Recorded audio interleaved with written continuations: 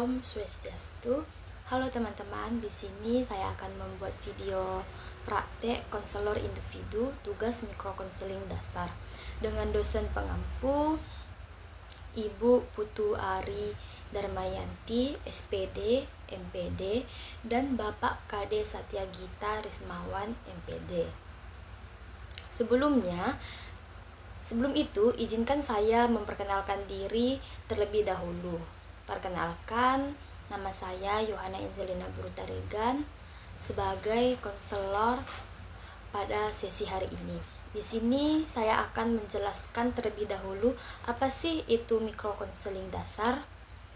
Jadi, mikrokonseling dasar adalah latihan praktik konseling dalam bentuk kecil dan terstruktur, di mana calon konselor belajar dan mempraktikkan keterampilan dasar konseling secara bertahap. Biasanya dilakukan dalam durasi 10-20 menit dengan teman konseli simulasi. Tujuannya bukan menyelesaikan masalah konseli, tetapi melatih teknik-teknik dasar agar konselor terbiasa menggunakannya. Adapun fungsi utama mikrokonseling dasar adalah yang pertama itu ada melatih satu teknik konseling per sesi agar konselor benar-benar menguasainya. Yang kedua itu menilai kemampuan konselor dalam menggunakan keterampilan dasar.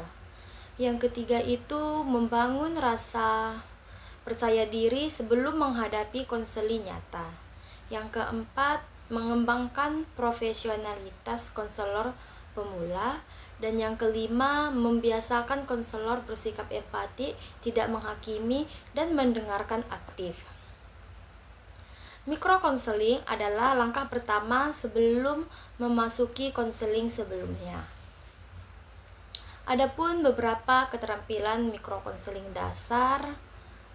Yang pertama itu tahap pembukaan. Yang pertama, attending.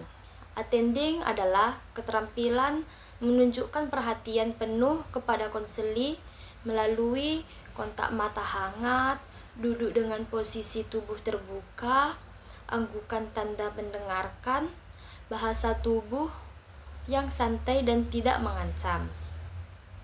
Dan yang terakhir itu nada suara yang lembut. Tujuannya membuat konseli merasa dilihat, didengar, dan aman. Dan yang kedua itu ada empati.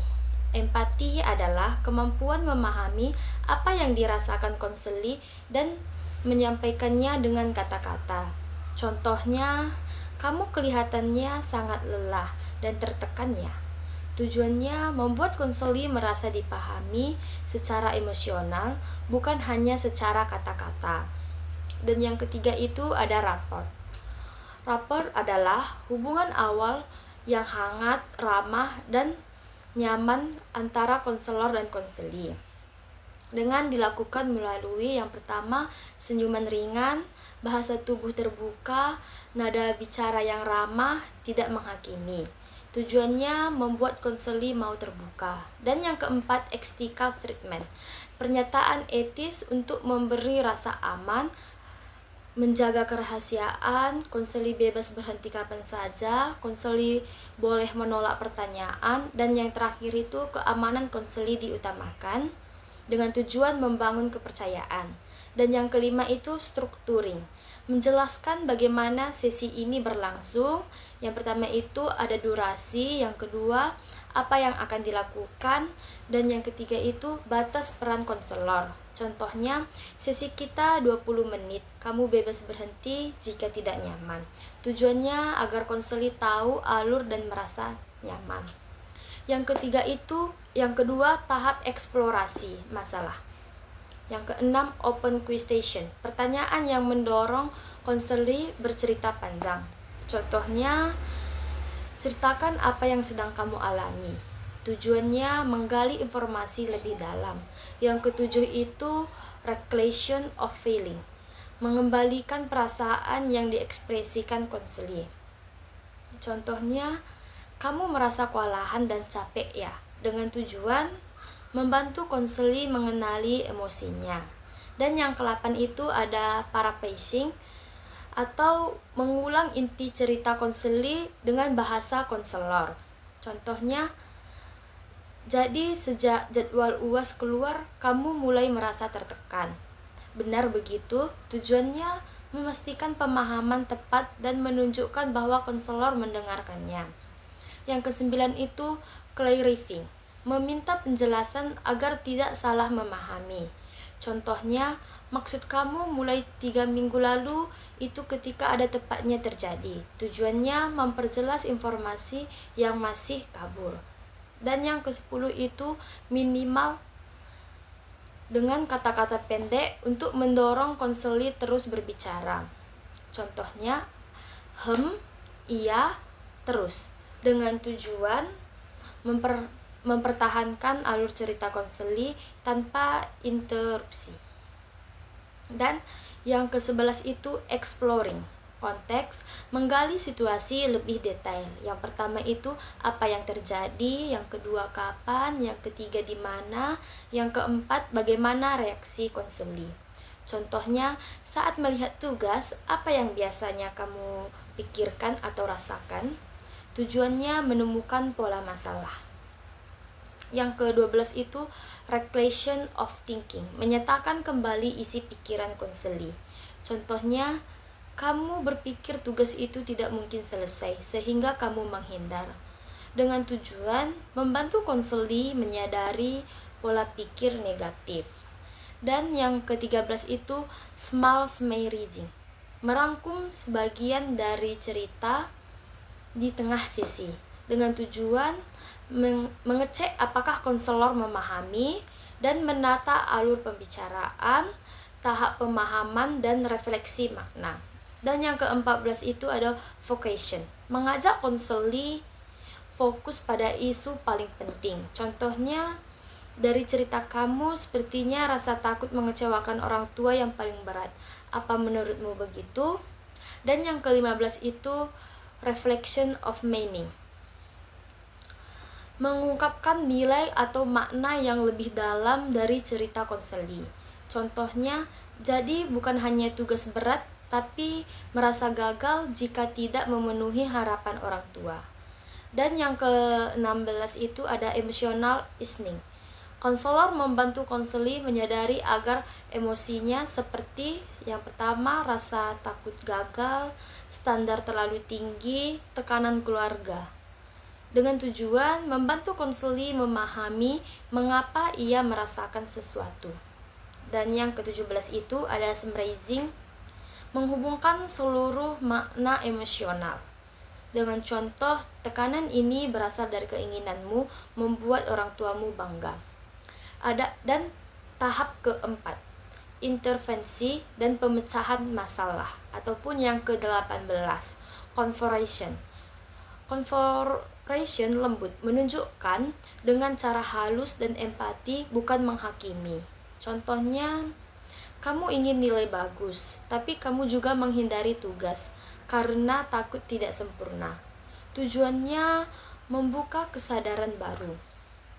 Dan yang ke-19 itu ada reflect, mengubah cara pandang konseli menjadi lebih positif atau realitas. Contohnya, kamu tidak harus sempurna, berusaha sedikit demi sedikit cukup. Dan yang ke-20 itu ada inflection skill. Konselor memberikan alternatif cara berpikir baru, penjelasan, atau saran ringan. Dengan contoh, bagaimana kalau kamu mulai dari tugas yang paling ringan dulu?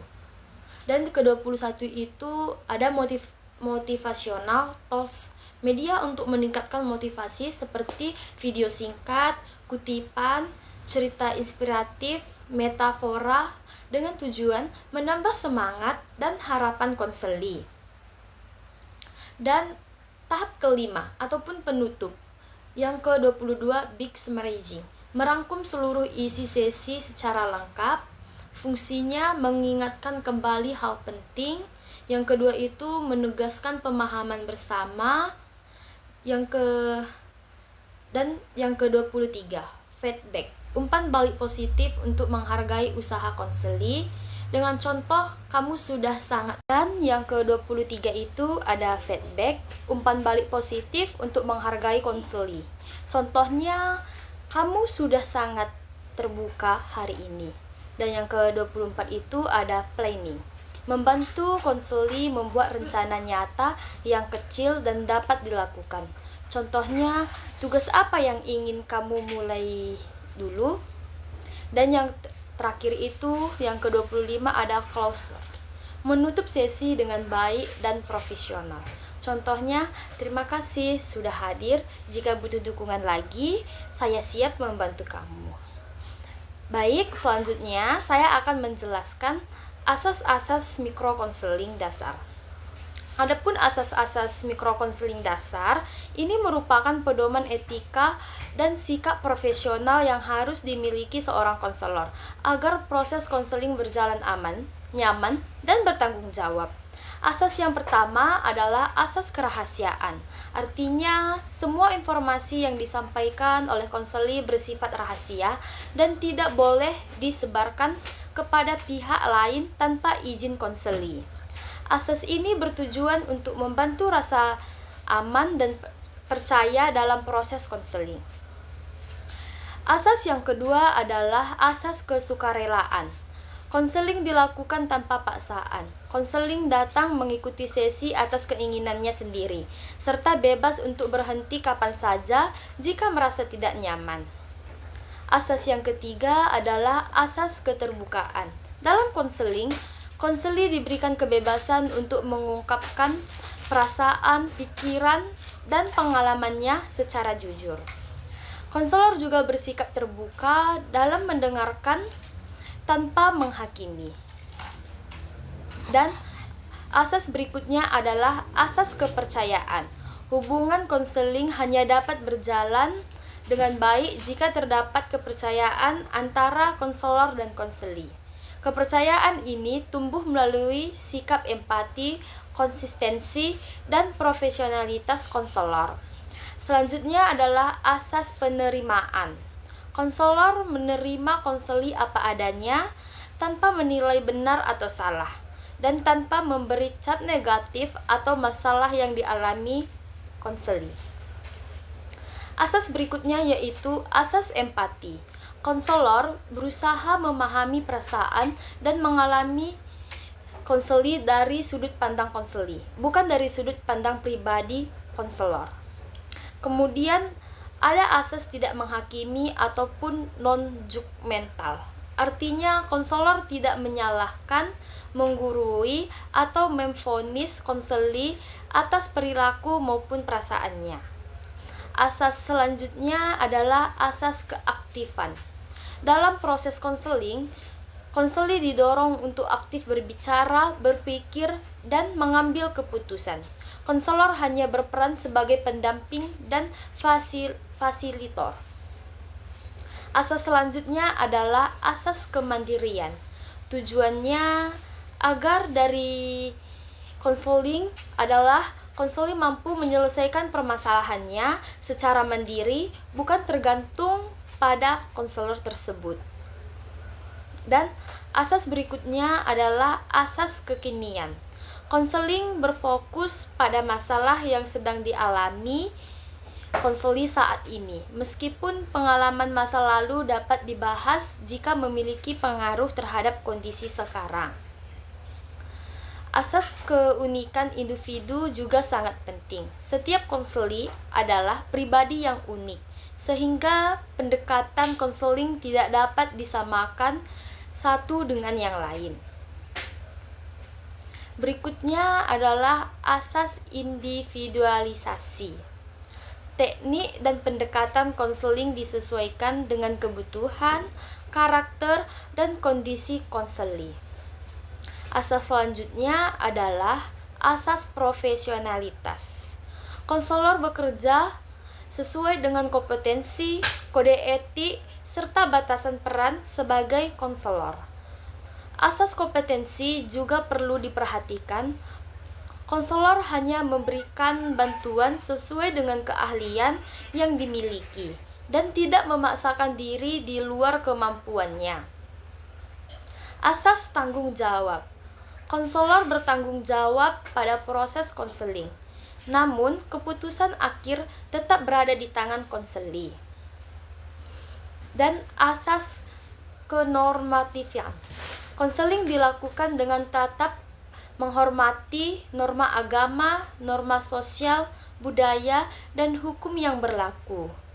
Dan asas sensitivitas budaya. Konselor perlu peka terhadap latar belakang budaya dan nilai-nilai yang dimiliki konseli agar tidak terjadi bias. Asas humanistik. Konseling memandang manusia sebagai pribadi yang bermartabat dan memiliki potensi untuk berkembang. Dan asas kesetaraan. Dalam asas kesetaraan, konseling tidak ada hubungan atasan dan bawahan. Konselor juga dan konseli berada dalam posisi sejajar sebagai sesama manusia. Dan asas fleksibilitas. Konselor bersikap lentur dan menyesuaikan pendekatan konseli dengan kondisi konseli. Asas kesinambungan. Konseling dipandang sebagai proses berkelanjutan yang membutuhkan konsistensi dan tidak lanjut. Asas preventif. Konseling tidak hanya membantu menyelesaikan masalah, tetapi juga mencegah munculnya masalah yang lebih berat di kemudian hari. Dan ada asas pengembangan potensi. Konseling berfokus pada kekuatan dan potensi konseli, bukan hanya pada kelemahannya. Dan yang terakhir adalah asas Tuturi Handayani. Konselor memberikan dorongan dan dukungan dari belakang tanpa mengendalikan keputusan konseli. Dan dengan pemahaman dan memahami penerapan asas-asas mikrokonseling dasar ini, diharapkan proses konseling dapat berjalan secara etis, profesional, dan membantu konseli berkembang secara optimal.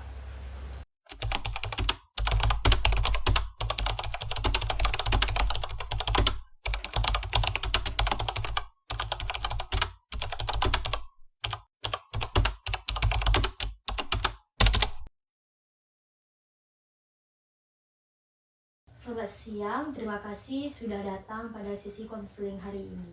Perkenalkan, nama aku Yohana Angelina, guru Terigan, sebagai konselor pada hari ini. Di sini saya akan menemani kamu 10-20 menit ke depan. Sebelumnya, boleh kamu memperkenalkan diri kamu terlebih dahulu? Perkenalkan Kak, nama saya Mila Sari Lala dari Fakultas Hukum dan Ilmu Sosial, Program Studi Pendidikan Sejarah. Baik Mila, sebelumnya apakah kamu pernah ke sesi konseling? Sebelumnya saya belum pernah ke sesi konseling dan ini pertama kali saya melakukan konseling. Baik, sebelum kita memulainya, saya ingin menyampaikan beberapa hal penting. Yang pertama itu, kamu boleh menceritakan semua masalah kamu, dan di sini saya akan merahasiakannya, kecuali menyangkut keselamatan kamu. Dan yang kedua itu, kamu boleh berhenti kapan saja jika kamu tidak merasa nyaman. Apakah kamu siap, Mila? Saya siap. Baik, sebelum kita memulainya, mari kita awali terlebih dahulu dengan berdoa. Doa saya pimpin.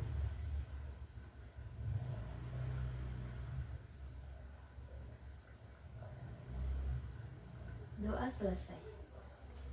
Baik, sekarang kamu boleh ceritakan semua masalah kamu sehingga kamu datang ke sesi konseling hari ini. Jadi, akhir-akhir ini saya ngerasa saya itu nggak semangat kuliah. Dosen itu tiba-tiba ngasih tugas dan tugasnya itu banyak banget dan jadinya tugas-tugas tersebut numpuk dan saya malah menunda-nunda untuk mengerjakan tugas tersebut. Jadi rasanya itu sangat berat bagi saya. Jadi kamu merasa kewalahan dan seolah-olah energi kamu habis, benar begitu? Iya Kak, benar banget. Sejak kapan kondisi ini terjadi di dalam hidupmu? Mungkin sekitar 3 minggu atau 4 minggu lalu setelah jadwal ujian akhir semester keluar. Jadi sejak tahu UAS semakin dekat, kamu merasa tertekan Dan itu tugas-tugas kamu membuat merasa semakin berat. Iya kak, benar banget, kayak semuanya numpuk gitu. Dalam satu hari biasanya apa yang kamu pikirkan atau kamu rasakan ketika melihat tugas-tugas tersebut? Ketika melihat tugas-tugas tersebut, saya langsung panik. Rasanya kayak semuanya itu nggak mungkin selesai gitu. Tapi saya malah menunda-nunda dengan scrolling handphone, scrolling TikTok. Jadi semuanya itu semakin numpuk dan saya semakin panik dan semakin stres. Jadi dalam pikiran kamu muncul bahwa kamu tidak akan sanggup menyelesaikan tepat waktu, dan pikiran itu membuat kamu makin menghindar. Ya kak, kayak lingkaran setan gitu. Kondisi ini pasti melelahkan ya. Parah sih kak, sampai jam tidurku juga kacau. Jadi sekarang kamu menghadapi tekanan UAS, tugas menumpuk, pikiran negatif tentang kemampuanmu, dan tubuhmu juga mulai terdampak karena pola tidur yang berubah. Iya kak. Saya ingin memahami kamu terlebih dalam. Dari cerita kamu rasanya seperti tekanan ini bukan cuma tentang tugas saja, tapi ada beban lain yang lebih besar. Menurut kamu, apa yang membuat kamu merasakan harus berhasil atau harus sempurna? Mungkin karena saya takut mengecewakan orang tua saya, karena mereka itu berharap kalau saya itu mendapatkan nilai yang bagus dan menjadi yang terbaik. Jadi di balik semua tekanan kuliah ini ada nilai penting buat kamu. Kamu ingin membuat orang tua bangga dan tidak ingin mengecewakan mereka. Iya kak, saya udah dididik dari kecil menjadi orang yang seperti itu. Apa arti keberhasilan menurut kamu pribadi? Kalau menurut saya, keberhasilan itu ketika saya berhasil, saya ngerasa kalau saya itu dibanggakan gitu. Tapi kalau saya gagal, saya ngerasa kalau saya itu nggak berguna. Itu pasti sangat berat. Kamu menggantungkan rasa berharga dirimu pada hasil yang ingin kamu capai. Jadi ketika merasa tidak sanggup, kamu langsung merasa kamu tidak berharga. Iya kak, begitu kira-kira.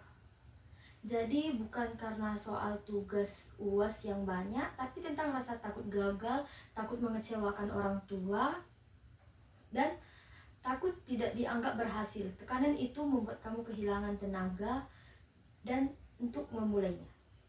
Iya kak, itu yang aku rasain.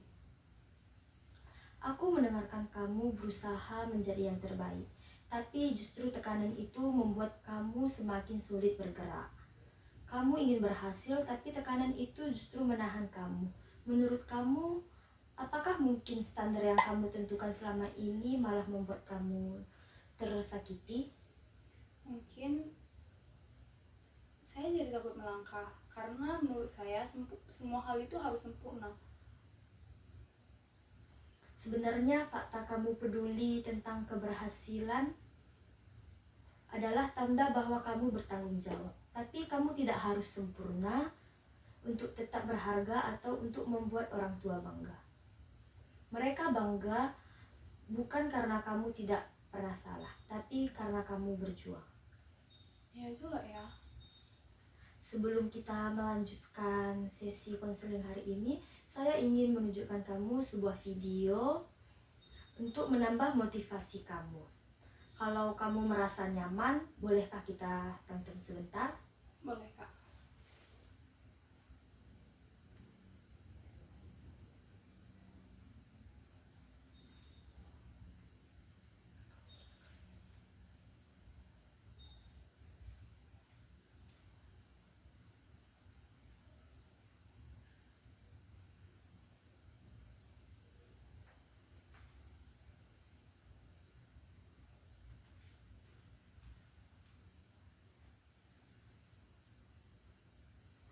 Yang tidak memberi Anda kemajuan, atau mungkin Anda merasa sulit menghadapi tantangan karena takut gagal.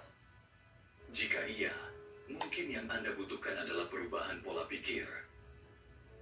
Pola pikir atau mindset memainkan peran penting dalam cara kita melihat diri sendiri dunia, dan peluang yang ada di sekitar kita. Salah satu pola pikir yang terbukti mampu mendorong keberhasilan dan kebahagiaan adalah pola pikir bertumbuh atau growth mindset. Konsep ini diperkenalkan oleh psikolog Carol S. Dweck yang menemukan bahwa mereka yang memiliki pola pikir bertumbuh cenderung lebih tangguh, terbuka pada pembelajaran, dan mampu melihat kegagalan sebagai peluang untuk berkembang. Dalam kehidupan, setiap individu pasti menghadapi tantangan, kegagalan, dan rintangan yang menguji kemampuan serta mentalitasnya. Disinilah peran pola pikir menjadi sangat krusial. Pola pikir bukan hanya memengaruhi cara kita melihat masalah, tetapi juga menentukan apakah kita mampu bangkit dari kesulitan atau justru terpuruk. Pola pikir bertumbuh, growth mindset, adalah gagasan yang menekankan bahwa kemampuan dan kecerdasan bukanlah sesuatu yang tetap, melainkan dapat dikembangkan melalui usaha, dedikasi, dan pembelajaran yang terus-menerus. Konsep ini berbeda dengan pola pikir tetap, fixed mindset, di mana seseorang percaya bahwa kemampuan mereka terbatas dan tidak dapat berubah. Di era yang serba cepat seperti sekarang, memiliki pola pikir bertumbuh sangatlah penting. Dunia terus berubah, teknologi terus berkembang, dan persaingan akan semakin ketat. Mereka yang tidak mampu beradaptasi atau terbuka terhadap pembelajaran baru akan cenderung tertinggal. Namun, dengan pola pikir bertumbuh, setiap tantangan dapat dilihat sebagai peluang untuk belajar, dan setiap kegagalan menjadi batu loncatan menuju kesuksesan. Sayangnya, tidak semua orang memahami pentingnya pola pikir bertumbuh ini. Banyak yang merasa takut mencoba hal baru karena takut gagal, atau merasa sudah cukup dengan kemampuan yang dimiliki saat ini. Oleh karena itu, dibutuhkan pemahaman.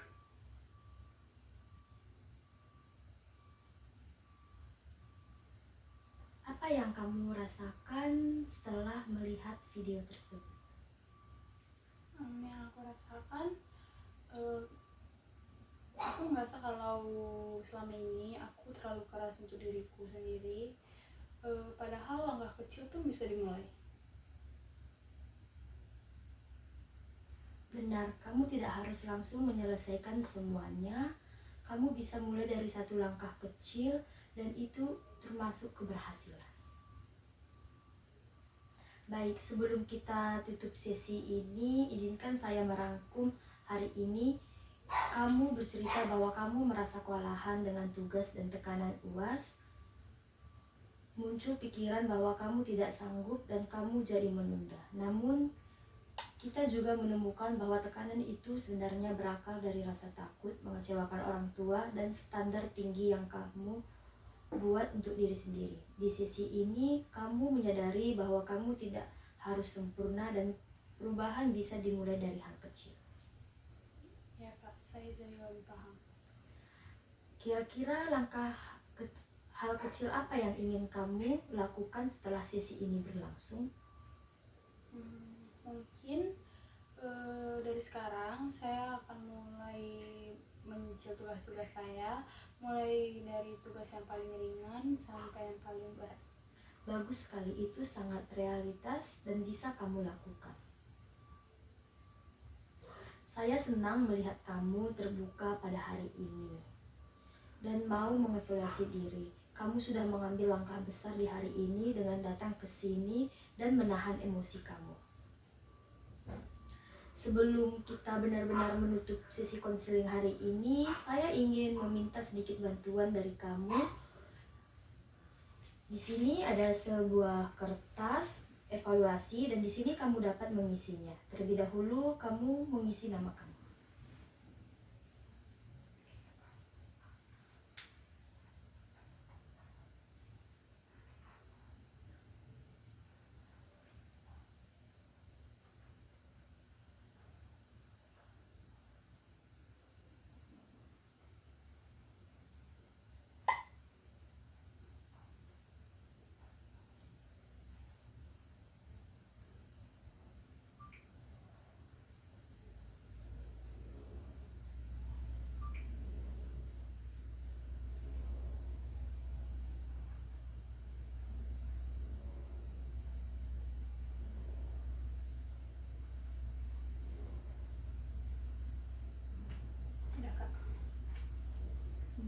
boleh kamu isi dan kamu lengkapi.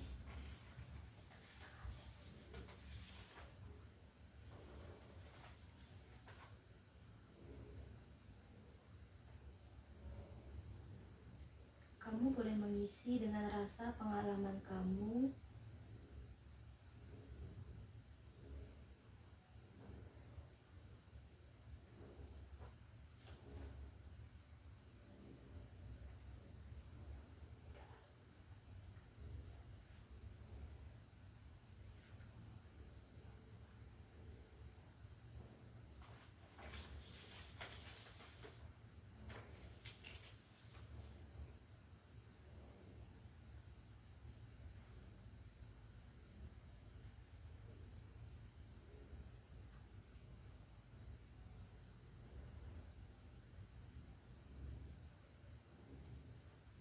Udah Kak.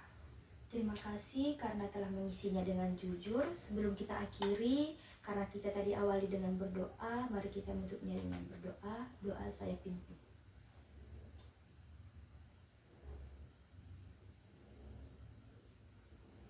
Doa selesai.